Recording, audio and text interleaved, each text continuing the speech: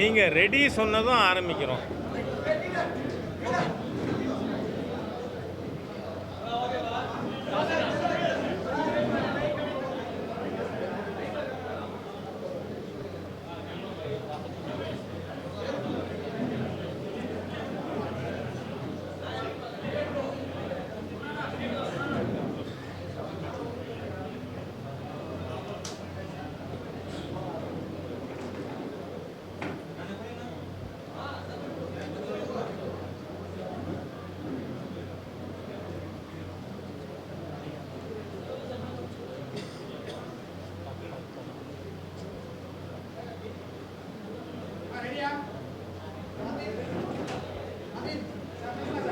ரெடியா?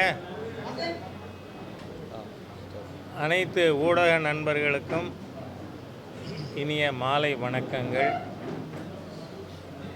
இன்றைய தினம் பத்திரிகையாளர் கூட்டத்தில் முன்னாள் மாநில தலைவரும் முன்னாள் மத்திய அமைச்சருமான திரு பொன் ராதாகிருஷ்ணன் அவர்கள், சட்டமன்ற கட்சி தலைவர் திரு நயினார் நாகேந்திரன் அவர்கள், பொதுச் செயலாளர் காத்தியாயினி அவர்கள் ஆகியோர் இந்த பத்திரிகையாளர் கூட்டத்திலே இணைந்திருக்கிறார்கள். முக்கியமான விஷயம் என்னவென்றால், நாளைய தினம் ஒரு சர்வகட்சி கூட்டம் மாநில அரசு நடத்துகிறது. பொதுவாக சர்வகட்சி கூட்டம் நடத்துகிறோம்னு சொன்னால் இதனுடைய அஜெண்டா 1, 2, 3 என்ன விஷயங்கள் என்பது பற்றி அந்த கூட்டத்திலே விவாதிக்கிறோம் என்று சொல்லி அழைப்பு இருக்க வேண்டும்.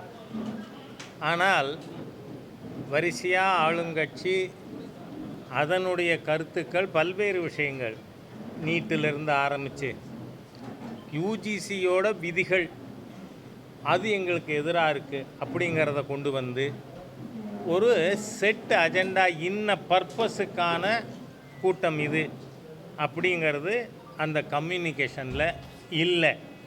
ஸோ இது பர்பஸ்லெஸ் பொலிட்டிக்கல் கேம்பெயினுக்காக கூட்டப்பட்டிருப்பதாக பாரதிய ஜனதா கட்சி உணர்கிறது. உண்மையும் அதுதாங்கிற காரணத்தினால தான் பாரதிய ஜனதா கட்சி இந்த கூட்டத்தில் பங்கு பெறுவதில்லை என்று நாம் முடிவு செய்திருக்கிறோம்.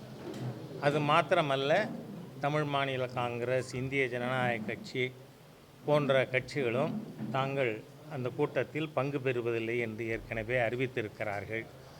ஆகவே இது ஒரு குறிக்கோளற்ற மத்திய அரசை தாக்குகின்ற ஒரு ஃபோரமாக தான் தெரியுது. காரணம் என்ன? மத்திய அரசாங்கம் டீலிமிட்டேஷன் பற்றி ஏதாவது அறிவிப்பு கொடுத்துருக்கமா? இல்லை. தேர்தல் கமிஷன் ஏதாவது இது பற்றி குறிப்பிட்டிருக்கிறதா, அறிவித்திருக்கிறதா? இல்லை. மேதகு ஜனாதிபதி அவர்கள் பாராளுமன்ற கூட்டத்தில் பேசும்பொழுது டீலிமிட்டேஷன் பற்றி எதுவும் அறிவித்திருக்கிறார்களா? இல்லை. கற்பனையில் சொல்லப்போனால் வீட்டில் குழந்தை ராத்திரி தூக்கத்தில் திடீர்னு அழும். ஏம்மா எதுக்கு அழறேன்னு கேட்டால் டீச்சரை அடிச்சுட்டாங்கன்னு. ஸோ அது தூக்கத்தில் அந்த குழந்தை டீச்சரை அடித்ததா கனவு கண்டிருக்கு. அந்த மாதிரியாக கனவு கண்டு ஏந்து உட்காந்துக்கிட்டு நம்ம முதலமைச்சர் அவர்கள் ஒரு கூட்டத்தை கூட்டியிருக்கார். இந்த கூட்டத்தை கூட்டுறதுக்கான பர்பஸ் என்ன? நீங்கள் பார்த்தீங்கன்னா, தேசிய கல்விக் கொள்கையிலே, அது ஒன்றும் புதிய கல்விக் கொள்கை இல்லை, 1985 ராஜீவ்காந்தி அவர்கள் பிரதமராக இருந்தபொழுது கொண்டு வரப்பட்டதில் திரு கஸ்தூரி ரங்கன் அவர்கள் தலைமையில் ஒரு கமிட்டி போட்டு அதில் மாற்றங்கள் கொண்டு வந்திருக்கோம். மாற்றங்கள் எப்படி வந்திருக்கு? திராவிட முன்னேற்றக் கழகம், காங்கிரஸ், ஐக்கிய முற்போக்கு கூட்டணி அரசாங்கம் இருந்த காலகட்டத்தில் கூட 2004 14 வரை ஒன்று லோக்கல் லாங்குவேஜ், உள்ளூர் மொழி, மாநில மொழி, 2வது ஆங்கிலம், 3வது ஹிந்தி அல்லது சம்ஸ்கிருதம், அப்படி தான் இருந்தது. ஆனால் மாண்புமிகு பிரதமர் மோடி அவர்கள் ஆட்சி பொறுப்பிற்கு வந்த பிறகு அதில் திரு கஸ்தூரங்கன் அவர்கள் தலைமையில் கமிட்டி அமைச்சு அது சில மாற்றங்கள் கொண்டு வந்திருக்கு. என்ன மாற்றம்? உள்ளூர் மொழி, ஆங்கிலம், அடுத்து any one of the Indian languages, இந்திய மொழிகள் ஏதேனும் ஒன்று. இதில் ஹிந்தி எங்கே வந்திருக்கு? இவங்க திருப்பி பழைய பஞ்சாங்கத்தை தூக்கிட்டு வந்து ஹிந்திங்கிறாங்க. ஏன் இன்றைக்கி காலையில் மாண்புமிகு முதலமைச்சர் அவர்களோ அல்லது அவர் குடும்பத்தினர் கவிஞர் கனிமொழி போன்றவர்கள் இன்றைக்கி என்ன விளக்கம் சொல்கிறாங்க? அவங்க நடத்துகிற பள்ளிக்கூடம், அந்த பள்ளிக்கூடம் சிபிஎஸ்சி சிலபஸ். தமிழ்நாட்டில் பொது ஊடக நண்பர்கள் மூலமாக பொதுமக்களுக்கான தகவலே என்ன?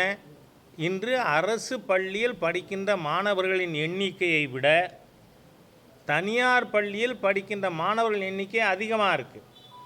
இந்த தேசிய கல்விக் கொள்கையில் அதில் இருக்கக்கூடிய கஷ்டங்கள் இன்றைக்கி தமிழ்நாட்டில் 1600க்கு மேற்பட்ட பள்ளிக்கூடங்களில் 1ஆவதுலேருந்து 8ஆவது வரை மொத்தமாக சிங்கிள் டிஜிட்டில் ஸ்டூடெண்ட்டு. ஒரு ஸ்கூலில் ஒரு ஸ்டூடெண்ட்டு, ஆனால் 2 வாத்தியார், பாடம் சொல்லி கொடுக்க ஒருத்தர், தலைமை ஆசிரியர் ஒருத்தர். அந்த மாதிரி தான் அரசு பள்ளிகள் இயங்கி கொண்டு இருக்கிறது. இதுக்கெல்லாம் தீர்வு இந்த தேசிய கல்விக் கொள்கையில் இருக்குது. இதை கன்சால்டேட் பண்ணி அதுக்கு போக்குவரத்துக்கு குழந்தைகளுக்கு ஏற்பாடு பண்ணி அவங்களுக்கு எப்படி, ஏன்னா இந்த பள்ளிக்கூடத்தை மூடக்கூடாது அதற்காக. ஆகவே இந்த தேசிய கல்விக் கொள்கையை ஒட்டுமொத்தமாக மும்மொழி கொள்கை, அதில் ஹிந்தி அப்படின்னு ஒரு பொய்யான நேரேட்டிவ் செட் பண்ணாங்க. இன்றைக்கி மக்கள் வீதிக்கு வீதி கேட்குறாங்க. சன்ஷைன் மாண்டிசோரி ஸ்கூலில் அது இப்போ 1 ஆயிடுத்துன்னு தகவல். அந்த ஸ்கூலில் நீங்கள் 3வது லாங்குவேஜ் ஹிந்தி ஆர் சான்ஸ்கிரிட்னு தானே வச்சுருக்கீங்க. இந்த மாதிரியாக திராவிட முன்னேற்ற கழகத்தில் இருக்கிற, நான் ஏற்கனவே 4 வருஷத்துக்கு முன்னாடியே இது அறிக்கை கொடுத்துருந்தேன். 48 பள்ளிகள் திமுக முன்னணி தலைவர்கள், துரைமுருகன் அவர்கள் குடும்பம், ஆற்காடு வீராசாமி குடும்பம், டிஆர் பாலு குடும்பம், நீங்கள்லாம் நடத்துகிற பள்ளிக்கூடம் சிபிஎஸ்சி ஸ்கூல். இன்றைக்கி காலையில் முதலமைச்சர் என்ன சொல்லியிருக்கார்? அது சிபிஎஸ்சி பாடத்திட்டத்தில் இருக்குது, நாங்கள் ஒன்றும் தப்பு பண்ணலேன்னு. நான் கேட்குறேன், what healthy reason you have chosen CBSE? ஏன் நீங்கள் சமச்சீர் கல்வி, உங்களுக்கு கலைஞர் மீது கருணாநிதி குடும்பத்துக்கு, ஸ்டாலின் குடும்பத்துக்கு மரியாதை இல்லைங்க. அவர் கொண்டு வந்தார் சமச்சீர் கல்வி, ஆனால் உங்கள் குடும்பம் நடத்துகிற பள்ளிக்கூடத்தில் ஏன் இல்லை?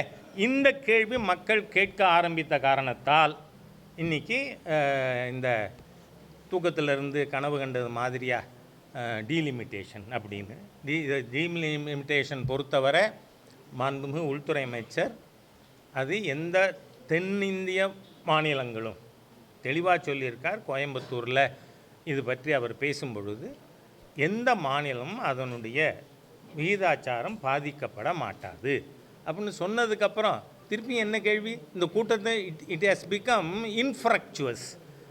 நாளைக்கு நடக்கிற கூட்டம் எந்த பலனும் இல்லாத ஒரு சாதாரண, இது என்னன்னு சொன்னால் திராவிட முன்னேற்ற கழகம், அதில் எந்த அரசியல் கட்சியும் நான் பேர் சொல்ல விரும்பலை, பலியாகி விடக்கூடாது. அவங்க ஒரு நேரேட்டிவ் செட் பண்ண பார்க்குறாங்க.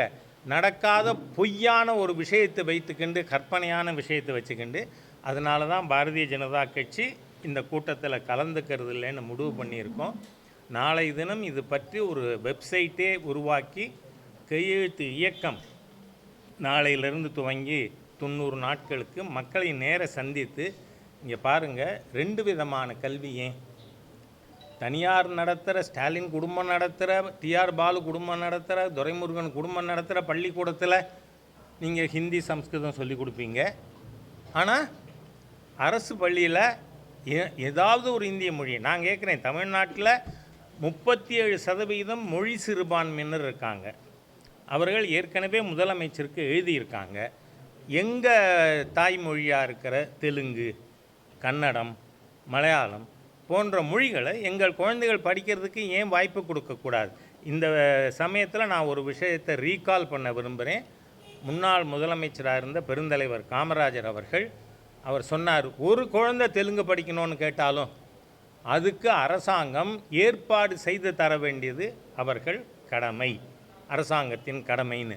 ஆகவே அந்த மாதிரி பெருந்தலைவர் காமராஜர் அவர்கள் கல்வி கண் திறந்து அவர் ஒரு கருத்து செட் பண்ணியிருக்கார். அது ஏன் படிக்கப்படாது? இப்போ என்னுடைய அருமை நண்பர் வைகோ இருக்கார், அவர் பேர குழந்தை இல்லை கொள்ளு பேர குழந்தை நான் தெலுங்கு படிக்கணும்னு சொன்னால் படிக்கக்கூடாதா? படிக்கலாம். அதனால் இவர்கள் அனாவசியமாக இல்லாத பிரச்சனையை வந்து ஹிந்தி பிரச்சனை, போகி ஆஃப் ஹிந்தி இம்போசிஷன் கிளப்பியிருக்காங்க. ஆகவே தமிழக மக்கள் இதை புரிந்து கொண்டு நிச்சயமாக திராவிட முன்னேற்ற கழகத்தின் இந்த ஃபால்ஸ் நெரேட்டிவ் கான்ஸ்பிரசியை மக்கள் முறியடிப்பார்கள் நம்புகிறேன். ஒரு நிமிஷம் நானும் சொல்லுவேன். இல்லை வாங்க. ஊடக சகோதரர்கள், உங்களை எத்தனை பேர் வந்து நாளைக்கு நடக்க இருக்கக்கூடிய சர்வ கட்சி கூட்டத்திற்கான அழைப்பிதழ் நான் பார்த்தேன்னு சொல்ல முடியுங்க? சொல்லுங்கள். நீங்கள் எத்தனை பேர் பார்த்துருக்கீங்க? அதில் என்ன விஷயங்கள் குறிப்பிடப்பட்டிருக்குது? எதுக்காக அந்த கூட்டம் அழைக்கப்பட்டிருக்குது? ஏற்கனவே மரியாதைக்குரிய ராஜா அவர்கள் எல்லா விஷயங்களும் குறிப்பிட்டு சொல்லியிருக்கிறாங்க.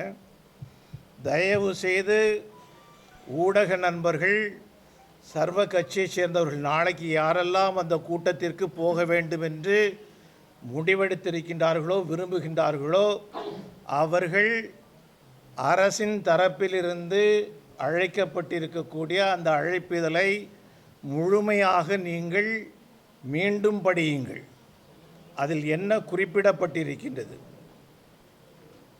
ஏதாவது ஒரு விஷயத்தை முழுமையாக இதை எதிர்த்து இதற்காக ராஜா அவர்கள் குறிப்பிட்டது போல் அப்படி எதுவுமே குறிப்பிடப்படவில்லை. அதில் என்ன சொல்கிறாங்க அப்படின்னு சொன்னால், மத்திய அரசாங்கத்திற்கு எதிராக போராடுவதற்கு தயாராகக்கூடிய ஒரு கூட்டமாக அந்த கூட்டத்தை கூட்டுகின்றார்கள். ஒரு கிளர்ச்சிக்கு அவர்கள் அனைவரையும் தயாராக்குகின்றார்கள். 1962, 1967 அந்த காலகட்டங்களில் ஆட்சிக்கு வருவதற்காக திராவிட முன்னேற்றக் கழகம் என்ன தந்திரங்களை எல்லாம் கடைபிடித்தார்களோ அதே தந்திரங்களை மீண்டும் கொண்டு வரக்கூடிய வகையில் தமிழக மக்கள் மத்தியில், 8 கோடி தமிழர்கள் மத்தியில் ஒரு மிகப்பெரிய போராட்டத்தை திணிப்பதற்காக அவர்கள் நடத்தக்கூடிய கூட்டமாகத்தான் நாளைய கூட்டத்தை நாம் பார்க்கின்றோம். நாளைய கூட்டம் நடைபெறும்போது எங்களுடைய வேண்டுதல் நாளை நடக்கக்கூடிய உங்களுடைய கூட்டத்திலே திராவிட முன்னேற்ற கழகத்தைச் சேர்ந்தவர்கள், அவருடைய கூட்டணி கட்சிகளைச் சேர்ந்தவர்கள், கூட்டணி கட்சி சாராத அரசியல் கட்சிகளைச் சேர்ந்தவர்கள், எத்தனை பேர் சிபிஎஸ்இ பள்ளிக்கூடங்கள் நடத்துகின்றார்கள் என்கின்ற பட்டியலை தயவு செய்து நாளைய தினம் தமிழக முதல்வர் அவர்கள் அங்கே சமர்ப்பிக்க வேண்டும். அதோடு கூட நாளைய கூட்டத்தில் ஒரு தீர்மானம் கொண்டு வந்து அந்த அத்தனை பள்ளிக்கூடங்களையும் நாங்கள் மூடுகின்றோம் என்கின்ற ஒரு முடிவினை அவர்கள் எடுப்பார்களா? சாதாரண அடிமட்டத்து மக்களுக்கு கொடுக்கக்கூடிய கல்வியைத்தான் நாங்கள் பயிற்று கொடுப்போம் என்கின்ற நிலையில் அவர்கள் இதுவரைக்கும் வந்தது கிடையாது. கொஞ்சம் கொஞ்சமாக தமிழ் அழிக்கப்பட்டிருக்கின்றது. 1967 துவங்கி இன்று வரைக்கும். இங்கே தமிழ் அழிக்கப்பட்டது, இலங்கையிலே தமிழர்கள் அழிக்கப்பட்டார்கள். இதுதான் திராவிட முன்னேற்ற கழகம் ஆட்சிக்கு வந்ததனுடைய, திராவிட முன்னேற்ற கழகம் ஆட்சி இல்லாத காலத்திலும் இருந்த காலத்திலும் நடந்திருக்கக்கூடிய விஷயங்கள். ஆகையினால நாளை நடக்கக்கூடிய கூட்டம் இது நல்லதற்கான கூட்டம் அல்ல. இது ஒரு கலவரத்தை தூண்டுவதற்காக அவர்கள் கூட்டக்கூடிய கூட்டமாகத்தான் நான் கருதுகின்றேன்.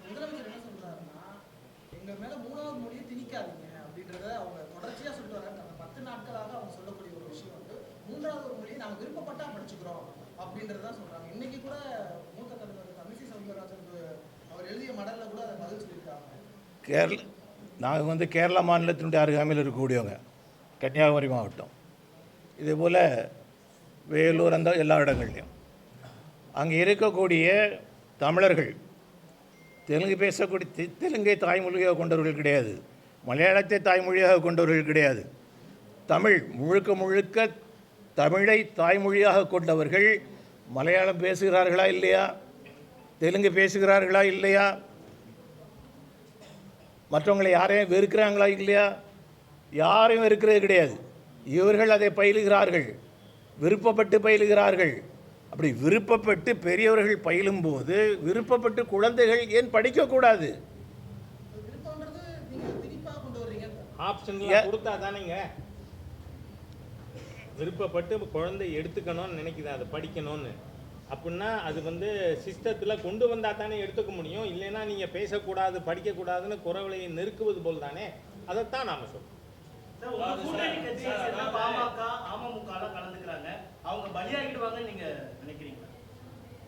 அவர்கள் நிச்சயமாக மத்திய அரசாங்கத்தின் நிலைப்பாடு எதையும் திணிப்பதற்கு இல்லை என்பதை அங்கே பேசுவார்கள் என்கின்ற நம்பிக்கை எங்களுக்கு இருக்கு.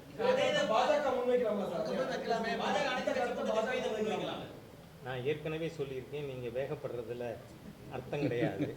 நீங்கள் அஜெண்டாவே தெளிவாக இல்லையங்க. You talk from NEET, UGC ரூலெல்லாம் இன்னைக்கு வந்ததா? அது இருக்குது. ஆகவே அது எல்லாத்தையும் பற்றி எதுவும் மத்திய அரசாங்கத்துக்கு எதிராக அந்த வார்த்தையே பயன்படுத்தப்பட்டிருக்கு. அதில் மாண்புமிகு முன்னாள் மாநில தலைவர் சொல்லியிருக்கார், கிளர்ச்சி என்கின்ற வார்த்தை அந்த கடிதத்தில் பயன்படுத்தப்பட்டிருக்கு. ஆகவே இந்த அரசாங்கத்தின் நோக்கம் கல்வியை கலவரமாக்க வேண்டும் என்கின்ற தீய நோக்கத்தோடு நாளைக்கு கூட்டம் கூட்டப்படுகிறது. இப்போ நம்முடைய விஷயம் வந்து இதுதான், கல்வியை கலவரம் ஆக்காதே, அவ்வளோதான். இன்னொரு விஷயம், உங்களுக்கெல்லாம் நாளைக்கு அழைப்பு வந்திருக்கோன்னு நினைக்கிறேன். சர்வகட்சி கூட்டத்துக்கு உங்களை அழைச்சிருக்காங்களா? நேரடி ஒளிபரப்புக்கு வாங்கன்னு கூப்பிட்டுருக்காங்களா? நேரடி ஒளிபரப்புக்கு உங்களை கூப்பிட்டுருக்காங்களா? யாரெல்லாம் கூப்பிட்டுருக்காங்க சொல்லுங்கள், சொல்லுங்கள் சார், உங்களை யாரெல்லாம் கூப்பிட்டுருக்காங்க? இந்த அளவுக்கு நீங்கள் அச்சப்படக்கூடாது அரசாங்கத்துக்கு.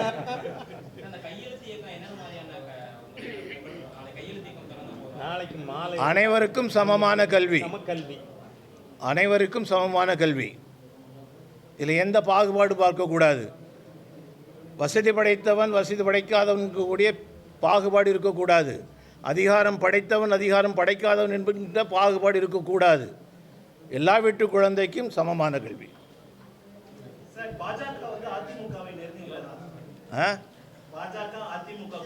நாளைக்கு நீங்கள் அங்கே போய் நெருங்கி பார்த்துட்டு வாங்க.